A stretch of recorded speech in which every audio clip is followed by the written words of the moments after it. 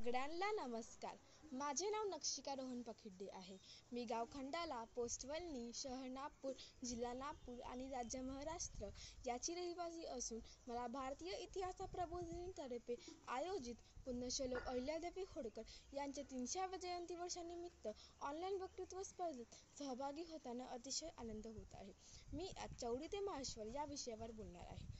मधुर होती तिची वाणी, अशी जननी तत्वगाणी राणी, गाजवला जिने दिशा दाही, त्या उत्तुंग कार्याला खरंच सीमा नाही. अहिल्याबाई होळकर यांचा जन्म 31 मे 1725 मध्ये महाराष्ट्रातील अहमदनगर जिल्ह्यातील चौंडी या गावी झाला. त्यांच्या वडिलांचे नाव माणकोजी शिंदे तर आईचे नाव सुशीलाबाई होते.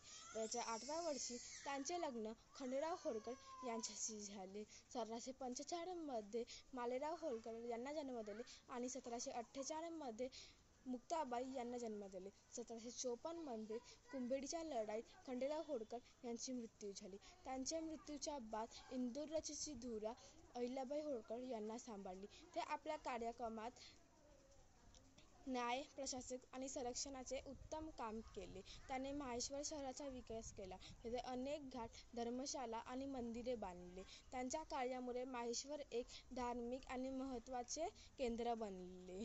त्यांची मृत्यू 13 ऑगस्ट 1795 मध्ये झाली. त्या 60 वर्षाच्या होत्या. उडी बाळगुनी स्वप्न मराठी सत्तेचे बांधुनी तोरण हजारो गड किल्लेचे घडवल्या जिने नव्या हिंदुस्थानाला नमन करते त्या अहिल्यादेवीला. धन्यवाद.